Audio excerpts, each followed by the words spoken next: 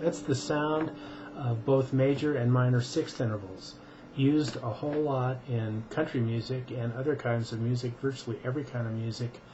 A major sixth and a minor sixth are the way the two intervals are, the terminology for the two intervals.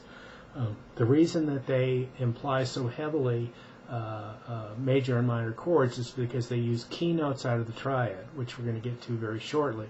So they're not completely, they can imply lots of different chords, but primarily they have a very strong tendency to imply major and minor chords. What's an example? Here's a G chord. The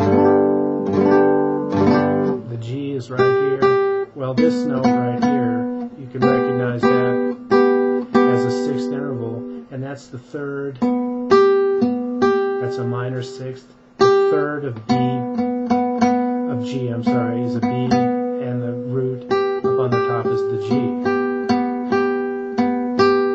Okay, if I go up here from the root here and go up to the third, I would go up to the second to the third, and here I could go up to the fifth, from the third to the fourth to the fifth, and now I'm using the fifth and the third of the G chord, and again it's a very, very strong implication.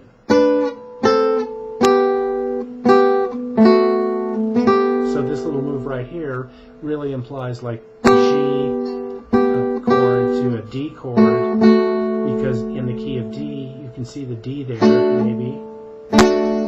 This would be the third of the D and the fifth of the D.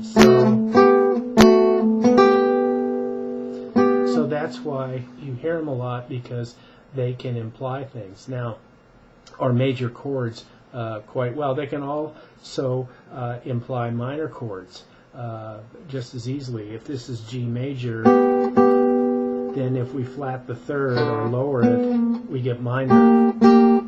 So there's that big sixth interval again. Now let's go back to looking at how many whole steps and half steps are in both the major and minor sixth intervals. If we go back to C and A, then let's look, this is a major sixth, let's look at the interval structure from starting on C, 1, 2, 3, 4, 5, 6, 7, 8, 9. 9 half steps or 4.5 whole steps to the major sixth. So we would know that if we went to a minor, it would be 1 less, 8 half steps or 4 whole steps.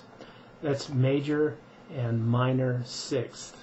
Now, we're going to go on the next time and finish out the sevenths, and we'll have our interval structure complete. We're not through with the intervals by any means. We have a few loose ends to tie up, but that will give us the basis of the 12 intervals used between the octave, and it will enable us to dive into the major scale and start having a familiarity when people say, oh, well, that's a fourth, from the fourth up to the third, or whatever, what have you. That terminology now will be familiar to you. So, see you then.